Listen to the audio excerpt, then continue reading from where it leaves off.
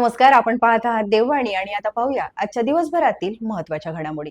मतदान यादी अद्ययावत करण्यासाठीची जबाबदारी सरकारने शिक्षकांकडे सोपवली आहे। ज्या शिक्षकांनी यंदाच्या कडक उन्हात फिरून जनगणनेची कामं केली त्याच शिक्षकांना आता पावसाळ्यात ऑरेंज अलर्ट मध्ये देखील एसआयआर प्रशिक्षणाची सक्ती करण्यात आली आहे। दरम्यान एसआयआर प्रशिक्षणासाठी निघालेल्या शिक्षिकेचा भीषण अपघातात मृत्यू झाल्याने शिक्षकांमध्ये संतापाची लाट उसळली आहे। हिंगणघाट येथील शिक्षिका ज्योत्स्ना खेमनाथ रामटेके म्हणजेच ज्योत्स्ना गिरीश नरांजे या प्रशिक्षणासाठी मोपेडने चिंचोलीकडे जात असताना राष्ट्रीय महामार्ग क्रमांक 144 वर भीषण अपघात झाला। या अपघातात त्यांचा जागीच मृत्यू झाला। या घटनेनंतर शिक्षक संघटनांमध्ये संतापाची लाट उसळली आहे। ऑरेंज अलर्ट मध्ये प्रशिक्षण घेण्याची सक्ती का करण्यात आली? शिक्षकांच्या सुरक्षिततेपेक्षा प्रशिक्षण महत्त्वाचे का मानले गेले असे प्रश्न आता प्रशासनाला विचारले जात आहेत। शिक्षकांवर आधीच विविध अतिरिक्त कामांचा ताण असताना अशा परिस्थितीत त्यांना प्रवास करण्यास भाग पाडणे योग्य आहे का यावरही जोरदार चर्चा सुरू झाली आहे। दरम्यान या अपघाताचा पुढील तपास सुरू असून या घटनेमुळे शिक्षकांच्या सुरक्षिततेचा मुद्दा पुन्हा एकदा ऐरणीवर आला आहे। बातमी आहे गडचिरोली जिल्ह्यातून। गडचिरोलीत पुराच्या रौद्र रूपाने एक कार अक्षरशः वाहून गेली असून जीव वाचवण्यासाठी आरएफओला चक्क झाडाला लटकून राहावं लागलं।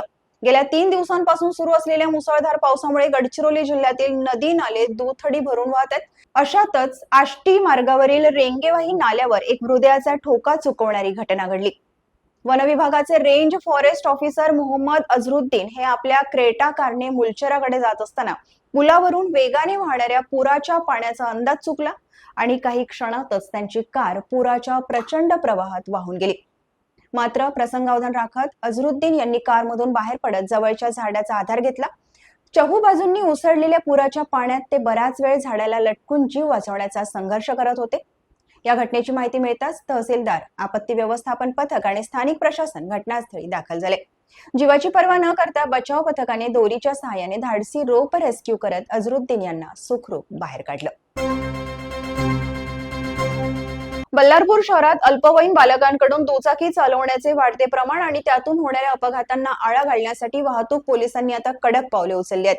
एमडी प्रकरणात 2 विधी संघर्षग्रस्त बालकांकडून दुचाकी जप्त झाल्यानंतर पोलीस निरीक्षक बिपिन इंगळे यांनी वाहतूक शाखेला विशेष मोहीम राबवण्याचे आदेश दिले। त्यानंतर शहरभर नाकाबंदी आणि तपासणी मोहीम सुरू करण्यात आली। दरम्यान 29 जुलै रोजी एकाच दुचाकीवर ट्रिपल सीट प्रवास करणारे 3 अल्पवयीन पोलिसांच्या नजरेस पडले। पोलिसांनी थांबवण्याचा प्रयत्न करताच ते भरधाव वेगाने पळाले। मात्र वाहतूक पोलिसांनी तात्काळ पाठलाग करून दुचाकी अडवली आणि तिघांवर मोटार वाहन कायद्यानुसार कारवाई करत दंड ठोठावला। यावेळी अल्पवयीन बालकांना वाहतूक नियमांचे महत्त्व समजावून सांगण्यात आले। तसेच पालकांनाही स्पष्ट इशारा देण्यात आलाय।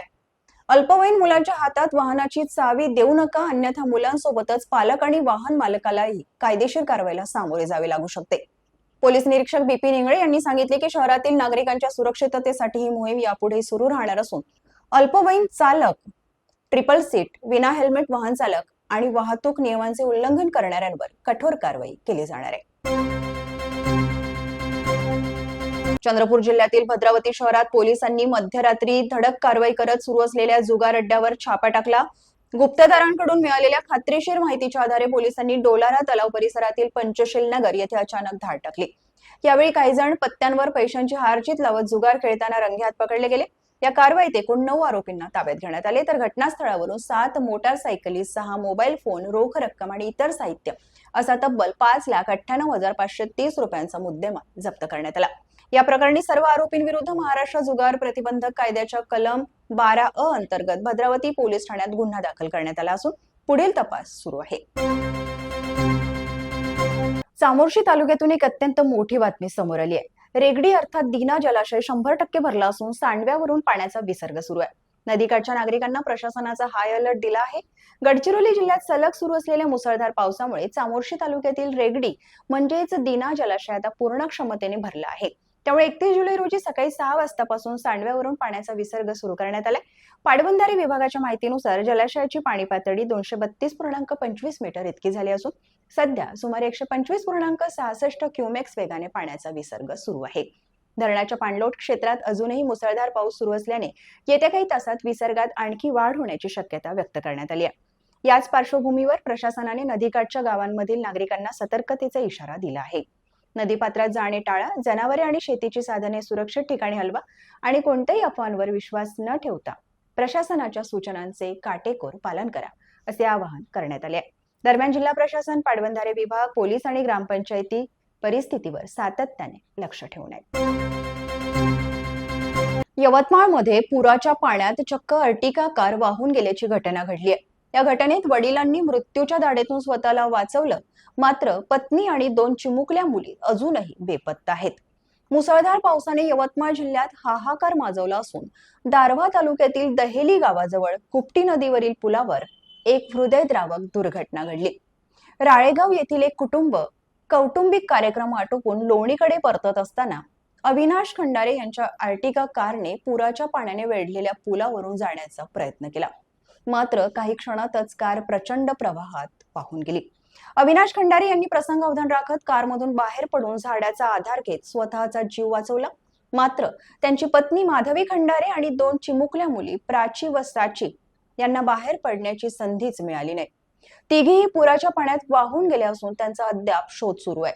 महसूल विभाग, पोलीस, आपत्ती व्यवस्थापन पथक आणि स्थानिक नागरिक युद्ध पातळीवर शोध मोहीम राबवत आहेत. नदीपात्र आणि परिसरात बेपत्ता तिघींचा शोध सुरू असून संपूर्ण दारव्हा तालुका चिंतेत आहे. दरम्यान माधवी खंडारे या लोणी येथील आश्रमशाळेत मानधन तत्वावर शिक्षिका म्हणून कार्यरत असल्याची माहिती समोर आली आहे. तर अशाच नवनवीन अपडेट्ससाठी पाहत रहा देववाणी. नमस्कार.